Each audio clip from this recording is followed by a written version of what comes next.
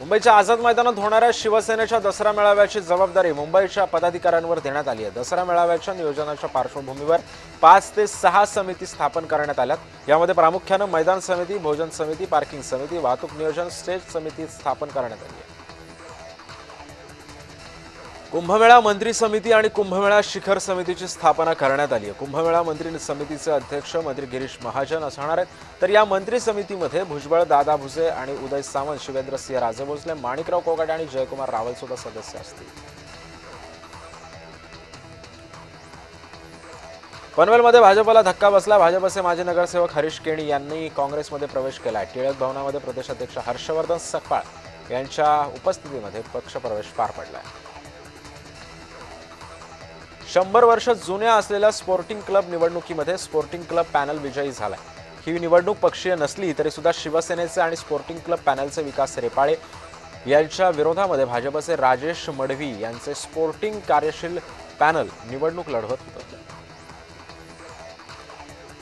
राज्यभर देवेंद्र फडणवीसांचे देवाभाऊ नावाचे छत्रपती शिवरायांना मानवंदना करणारे बॅनर सर्वत्र झळकलेत। आता हेच बॅनर पदपथाच्या किनारी कचराकुंडी जवळ सुद्धा पाहायला मिळतात। त्यामुळे शिवरायांचा अवमान होत असल्याचा दावा ज्या ठेकेदारांनी बॅनर लावलेत त्याच्या कानाखाली आवाज काढणार असा इशारा मनसेने दिलाय।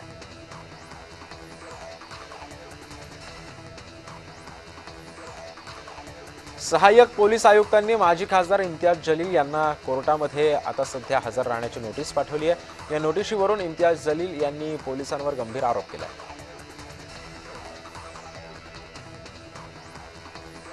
बीड मतदारसंघातील अनेक भागामध्ये अतिवृष्टीमुळे शेतकऱ्यांचं अतोनात नुकसान झालंय।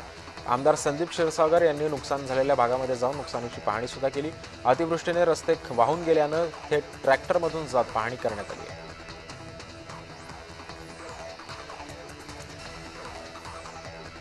राष्ट्रवादी काँग्रेस येत्या स्थानिक स्वराज्य संस्थांच्या निवडणुकीमध्ये मुंबईतील निवडणूक महायुतीमध्ये लढवणार आहे, तर उर्वरित महाराष्ट्रातील निवडणूक स्वबळावर लढणार आहे असा दावा राष्ट्रवादी काँग्रेस पक्षाचे राष्ट्रीय अध्यक्ष प्रफुल्ल पटेल यांनी केलेला आहे।